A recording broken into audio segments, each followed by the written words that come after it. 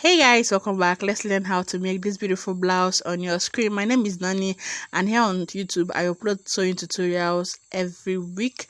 So I have my fabrics on fold. This one is for the front, the other one is for the back. So for now we'll work on the front panel. Alright, so to determine the amount of fabric to fold into two, you're going to divide your bust by 4 and add about 5 to 6 inches seam allowance, depending on your size. If you're a plus size, you can add up to 6 inches allowance. If you're a medium size, 4 to 5 inches is okay. So from my starting point, I've made a mark at my starting point, so I'll mark my chest line, which is 9.5 inches. Alright, so from my shoulder to my chest line, that's 9.5 inches. I'll mark my shoulder to bust point, which is 11 inches. I would also mark my shoulder to under bust length, and that's 15 inches. Afterwards, I'll mark my shoulder to half length, that's 18 inches. Then I'll add half inch seam allowance to attach, because this is a peplum top, to attach the upper bodice to the peplum. So I'll just rule them out all out in a straight line, and then we'll start drafting properly. Now we're making a bustier with yoke, as you can see on the thumbnail and on the picture I shared on your screen.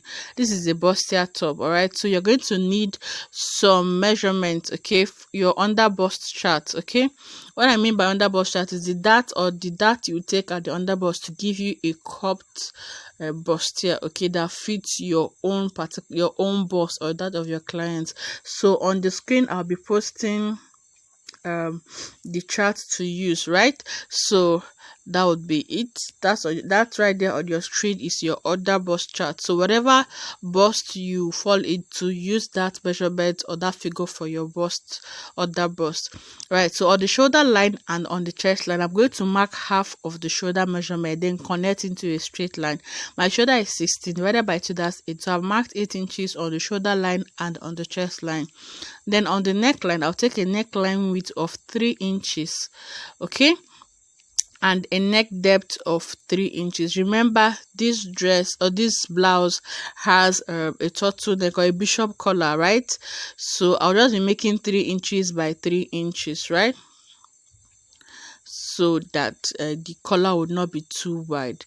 I'll come down by 1 inch at the shoulder level and slant it to my neck width, all right, to form my shoulder slope. Then afterwards, I'll add half inch upwards for my seam allowance to attach the shoulder. Right, so on the chest line, I'm going to mark the bust divided by 4 plus 2 inches seam allowance. Please, my voice is really dull. I'm not feeling too well, so please manage my voice like this. Right, so from the shoulder slope, I'm going to measure what I have left on the armhole. Mark half of that, okay, then come inward by ½ inch, like so. Then I'll connect my armhole. So I'll draw from the shoulder slope to the ½ inch we came inward by, then to my bust measurement. Right, so on the waistline or on the half length, I'm going to mark quarter of the waist measurement. That's the waist divided by 4 plus 2 inches seam allowance. Okay, I'll connect the bust to the waist. So what we have right here is our basic bodice. Now, like I've always said, you can adapt your basic bodice to any design you want. So because I'm making a bust, I'm marking my bust span. Bust span is nipple to nipple. For me, it's 8 inches divided by 2, that's 4, plus ½ inch seam allowance, that's 4.5. So I've marked 4.5 on the bust point, on the under bust, and on the half length. Another thing I need to get is my bust radius. Okay, so you measure the distance from your bust point to under bust. Whatever you have, mark it from the bust point upwards. That will give you your cleavage, okay, where you can start your yoke from. Okay, so measure from your bust point to under bust. Whatever value you get, measure it upwards from the bust point. Okay, measure it upwards from the bust point. So this right here becomes my cleavage. Okay, CL cleavage. It's also your bust radius. Okay, that's where determines where you would start your yoke from, and it wouldn't expose your bust so much. All right, so after drafting out all these lines, I also mark my bust span on the cleavage. Okay, then connect into a straight line like so. Then I'll start taking my dart. All right, so remember your under bust chart, we're going to be needing it at this point. On the under bust towards the center front, I'm marking ½ inch on the under bust on the half length, right? Then I'm going to connect that together Okay, I'll connect the under bust to the half length. Then on the bust part, I'll come down by 1 inch and go upwards by 1 inch. Okay, this is going to help me eliminate puffiness at the top, okay, or pointy edges. Then on the cleavage, I also take that of 1 inch on both sides. So what I'll do now will be to connect the 1 inch upwards to 1 inch before my bust point. Then I'll connect 1 inch below my bust point to the dart on the under bust, then bring it down to the half length. Okay, like so. You can see what I've done there.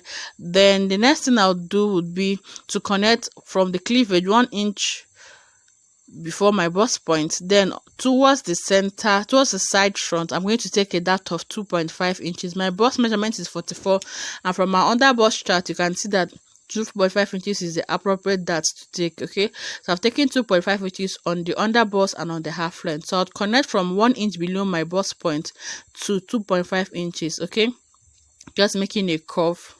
Okay, then connect it to what we've measured, what we've done earlier.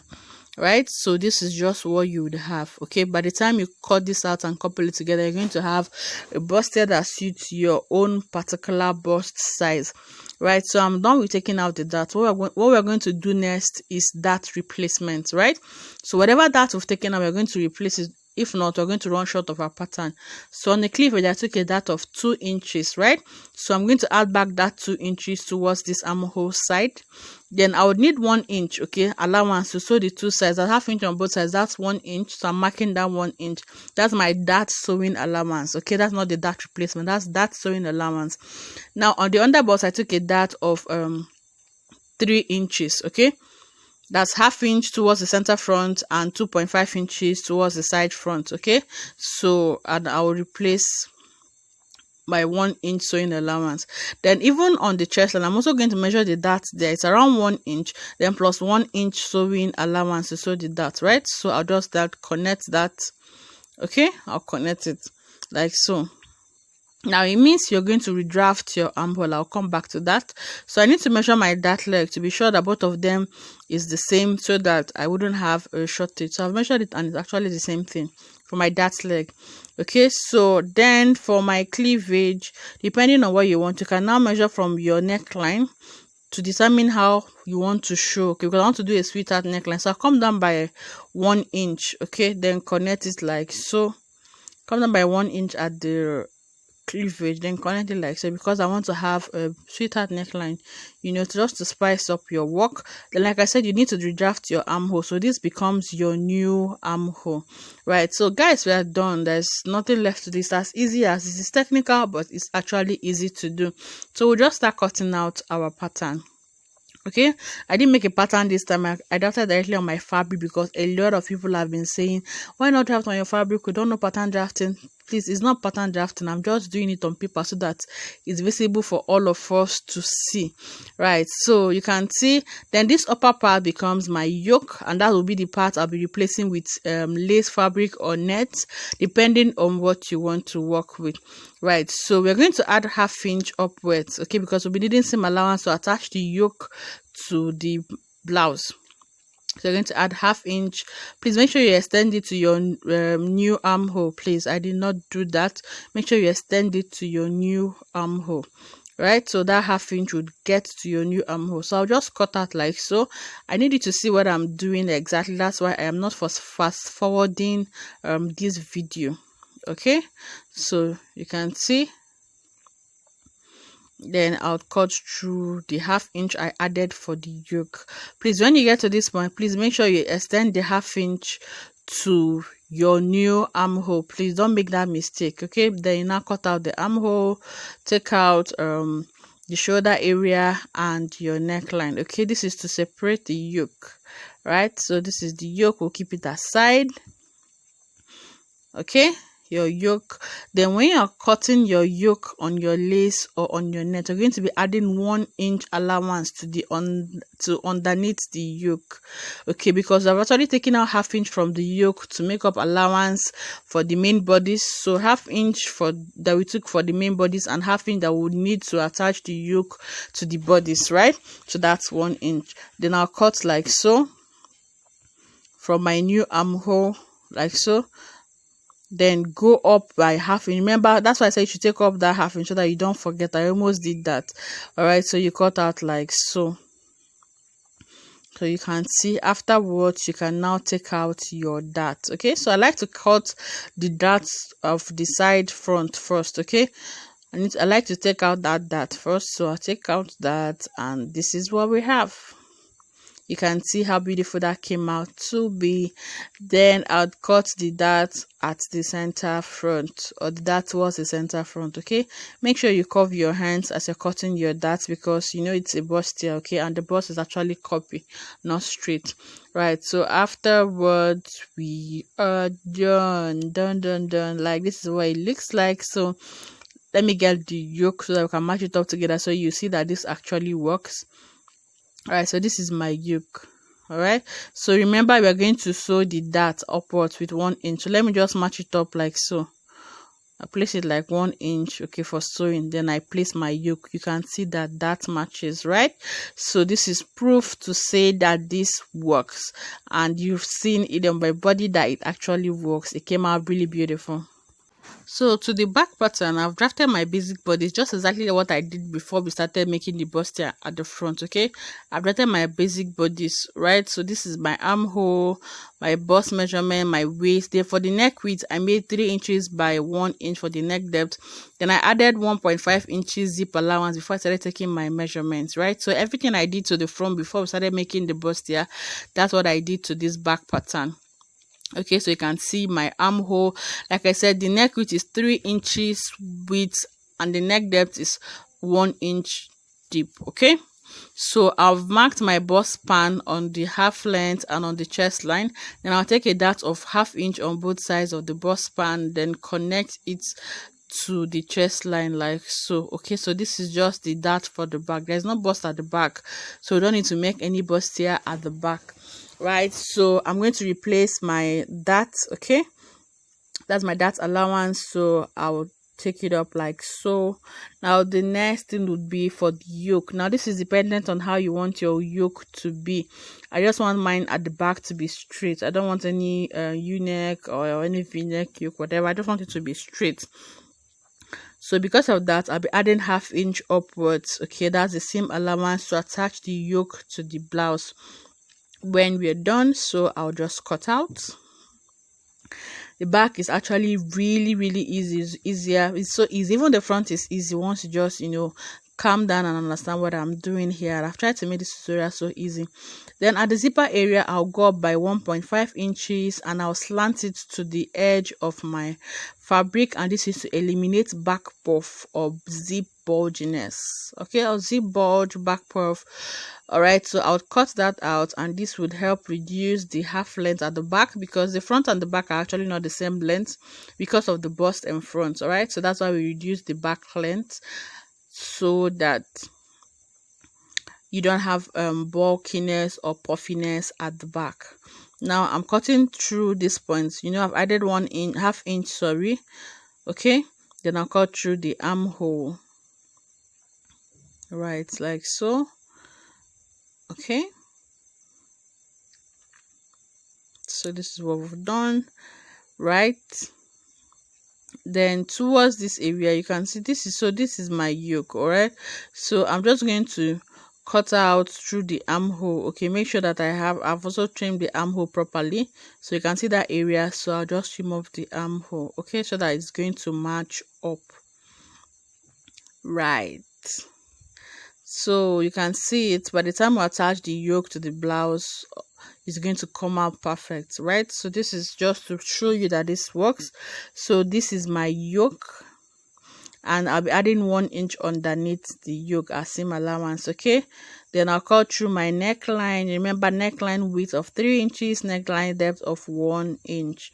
All right, so I also cut through my shoulder slope. I did 1/2 inch at the upper part of the shoulder as seam allowance to attach the shoulder. All right, so I'll then go and notch my zip allowance upwards and downwards like so. Then I'll slash open my zip allowance. All right, so if you're watching till now, thank you for being here. Thank you for all you've shown me, all the love you've shown me on this channel. I really do appreciate it. Please consider subscribing if you haven't subscribed.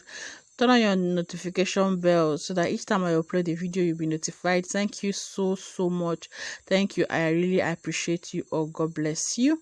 So this is the back. All right, this is the yoke and this is the main bodice. So I'll just go and transfer the yoke to my lace fabric. Okay, so when you place it like this, you can see what it looks really beautiful. All right, so I'm deliberating on the choice of lace to use. I have this orange lace and I have this white lace. I thought someone to get me white lace, and the person got this lace. This lace actually looks like these curtains we see at restaurants. So I wouldn't be using it. I don't want to get my work. I don't want to, mess up everything I've done, all the hard work I've done so far. So I'd work with the orange colored net.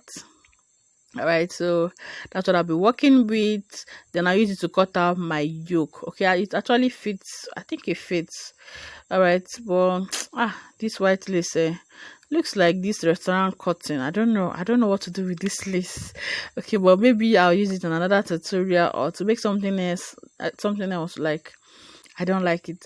All right, so I've cut out my yoke and this is what it looks like. So to the underneath of the yoke, I added 1 inch, then 1/2 inch to the neckline.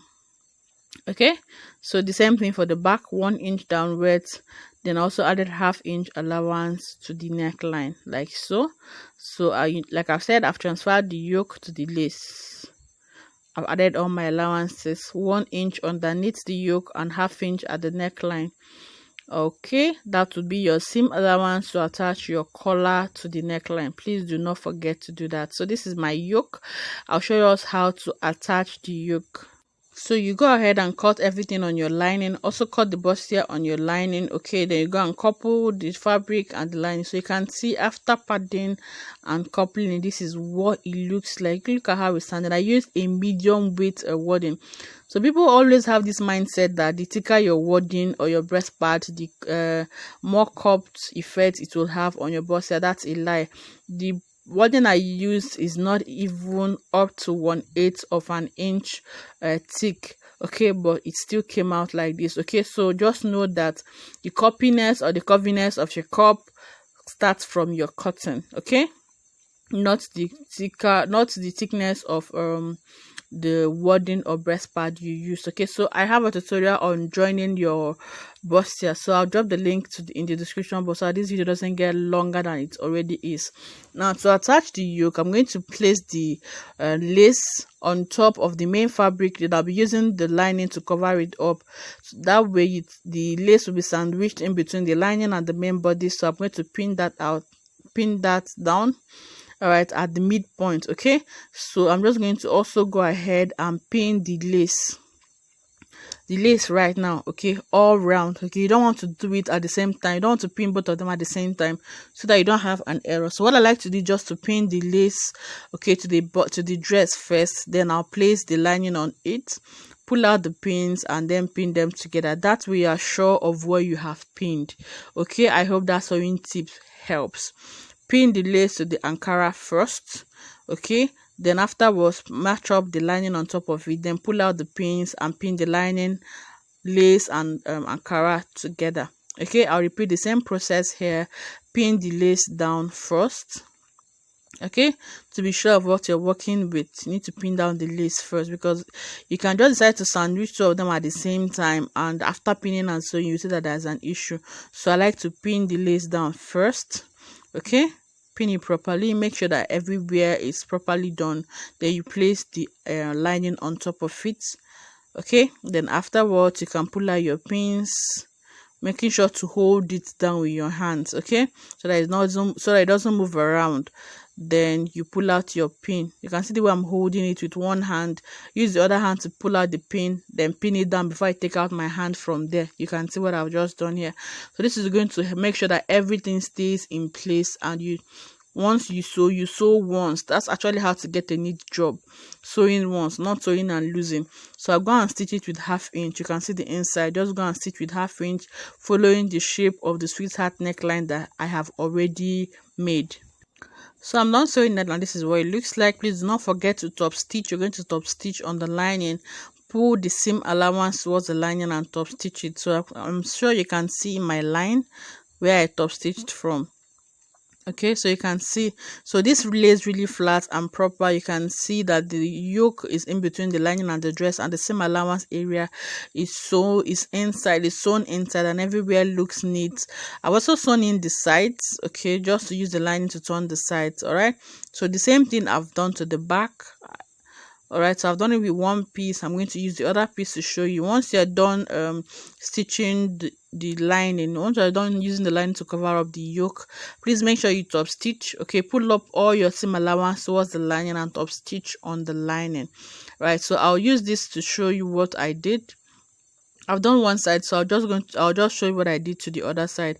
So what I've done is to get my back panel. Okay, get one side of the back, get the yoke. Okay, make sure you place it very well. Okay, you can look at it to be sure the direction at which you are placing it. Okay, so place the yoke on the lower part of the dress, then also get your line. The back is so much easier, like there are no hassles at the back, right?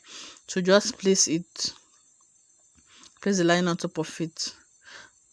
Easiest, that's the easiest for me and I'm sure it is for you too.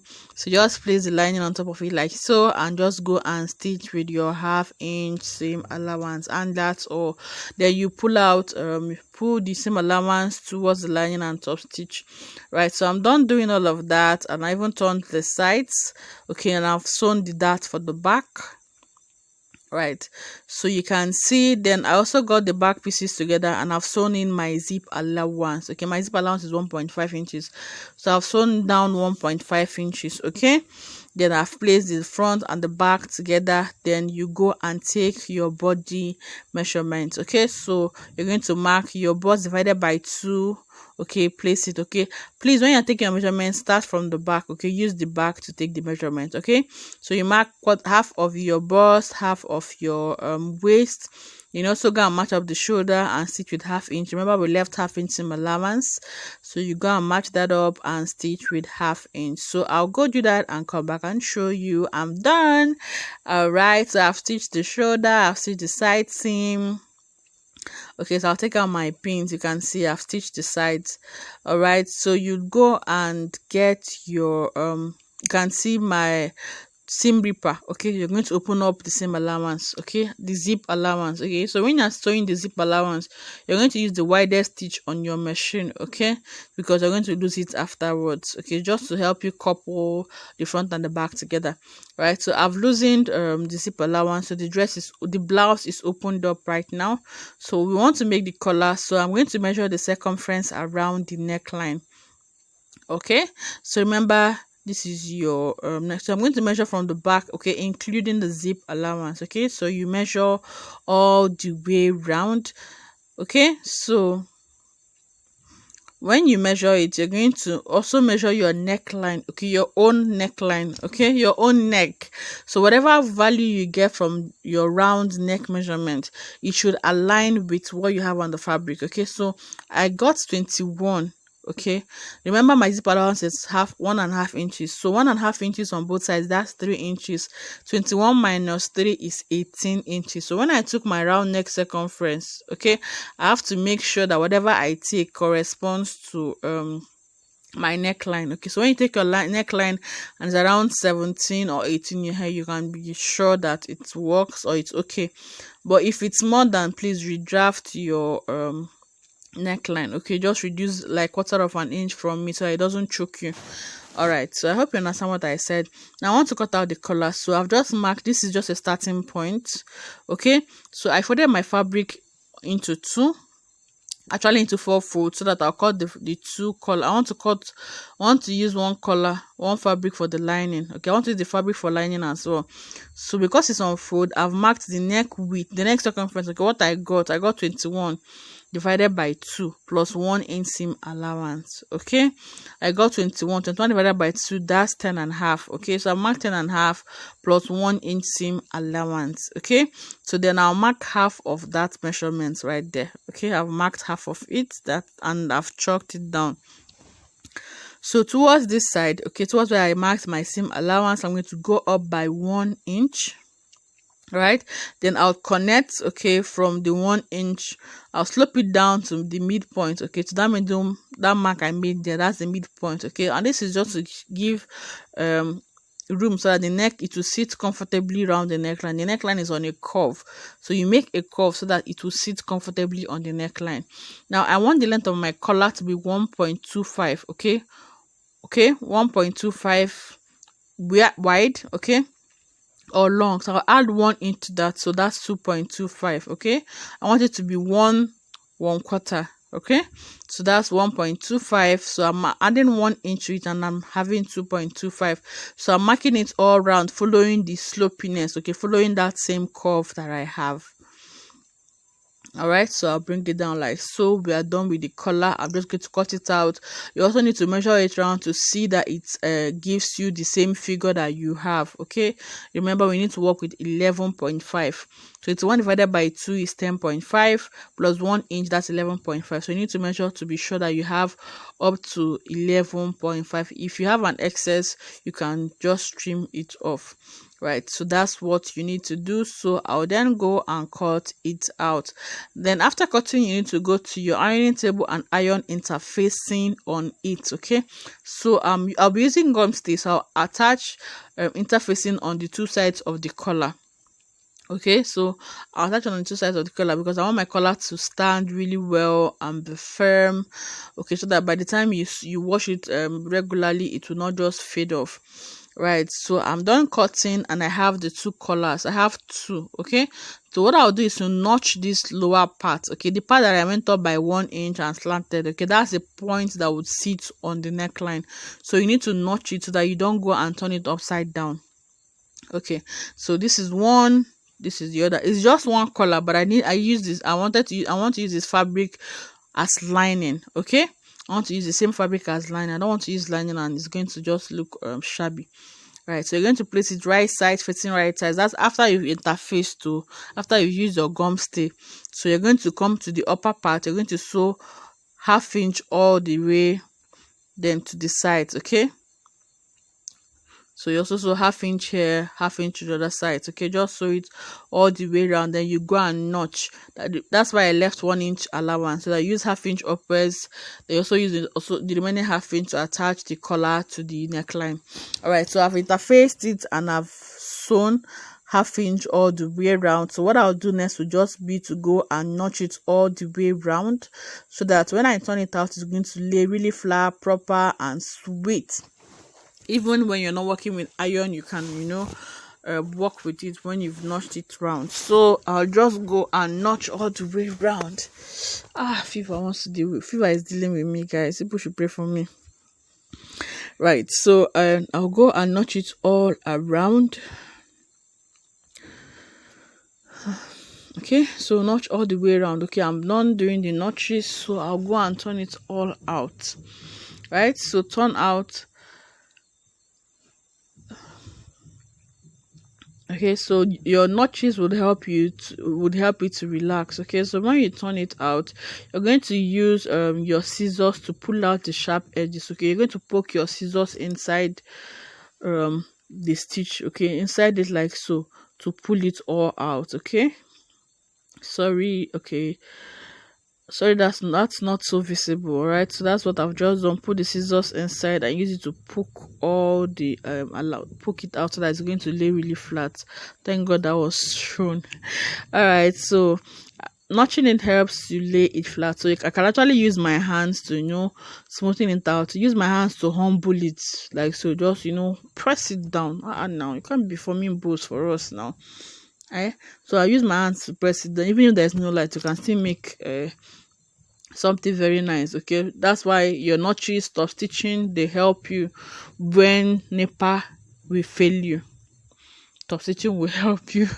All right, so afterwards, this is it. I've just gone and attach it to my blouse, so you can see this is what the collar looks like. So it's a bishop collar, so I'll just go and attach it to a turtleneck collar. Okay, bishop collar. So I'll go attach it to my blouse. So what I'll do will be to fold the collar into two, like so, then notch the midpoint. Very, very important, right? Oh god. Then you also fold the blouse. So you're also going to fold the blouse into two and notch the midpoint. Okay, fold it into two, just get the midpoint and place a notch there. All right, so you're now ready to attach the collar. So what I'm going to do is to get the collar. Okay, then match up the midpoint. Okay, match up the notched areas. We're going to start from the inside, like so. So place, let the right side of the collar face the inside. Okay, face the wrong side. So you're going to pin it all the way around, then sew it all down. You can see, just sew it all around, like so. All right, so I'm going to sew the collar to the blouse all round. So I'll go and do that on my sewing machine, come back and show you what I have. So I've attached the collar round the neckline, like so, from the inside. Right, so you can see just from the inside. So what I'll do, this is what the inside looks like. Okay, so then for us to cover up the stitches, you're going to fold in 1/2 inch. All right, so you're just going to fold in like so, fold in 1/2 inch, like so, then use it to cover up your stitches. Okay, use to cover up the initial stitch that you made. All right, so you just go get your pins and pin it down. Okay, so pull the stitches inside, just push it upwards. Okay, and make sure you cut out any excess threads that you have. Then just be folding, fold 1/2 inch, then use it to cover up your stitch, like so. There you go, and pin it down. This is really easy to do. Okay, so you just go and do it all around, okay, till you've exhausted the collar. All right, so push it 1/2 inch, cover the inside, then you pin it down. Okay, so you can see what the inside would look like, and the outside will still look very neat and super clean. All right, so as you're going, make sure you're cutting out any excess thread, okay, so that it doesn't make your work rough or dirty. So fold in 1/2 inch, use it to cover up your stitches, then you pin it down, like so. So when you're done doing that, you take it to your sewing machine and stitch really close to the end of your collar. Okay, you can stitch at 1/8 of an inch, really close to the collar. Okay, so that you're going to hold it down firmly.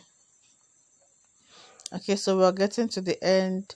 You just fold it down like so, then pin it down.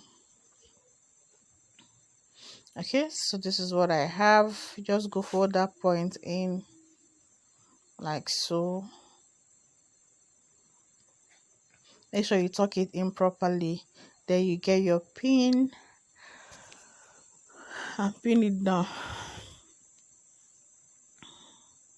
All right, so you then go to your sewing machine and stitch it all the way round. Okay, so the inside will look really nice and clean. The outside will also look very clean. So we'll just go to the sewing machine, stitch it all the way around, come back and show us what we have. All right, so I'm done attaching the collar to the neckline, and this is what we have. Very smooth, very clean. Make sure you trim off all the excess thread. So this is the collar. All right, so we'll go ahead, just for when you fold it in, just make sure you iron, okay, so that everything just lays really nice and flat. All right, so you'd get your peplum. Okay, I've made a 1440 degree peplum. I've also used my crinoline to make sure that I have a very wavy peplum, so you can see the effect of my crinoline. Okay, I also have a tutorial here on my channel on how to attach crinoline to your peplum. So the link to the video will be in the description box. So you can see the crinoline, and it has made my peplum so wavy, nice, fluffy, and everything you want your peplum to be. So what I'll do will be to go and pin it down right sides, facing right side. So the right sides of your peplum would face the right side of your upper bodice, then you go and pin it down, make the little plates around it, so that it's going to help the curves of the crinoline. So I'll just go and pin it all round, and I'll show us what we have. So guys, this is the finished look, and I made this beautiful sleeve to attach to it. I didn't want to use the sleeve that it's on the thumbnail, okay, because the peplum is already so big, and you make a big sleeve and I'm on the big size, so it's going to make me look so big. So that's why I opted for this sleeve, and I'll be posting a tutorial for this particular sleeve in my next video. Then after that video, I'll then make a tutorial on the sleeve that is on the thumbnail. All right, so this is how it came out. It is so beautiful. Please forgive my dull face, like I'm so under the weather. I'm strong, yeah. So this is the finished look. I hope you liked it. Yeah, give them. All right, so till I see you in my next tutorial. I also made a matching pencil skirt for it. You can see how fitted and snatched it is. So if you found this video helpful, please do the needful, like and subscribe to my channel, and also turn on your post notifications so that each time I upload a new video you'll be notified. So till I see you next time, I love you. Mwah. Bye bye.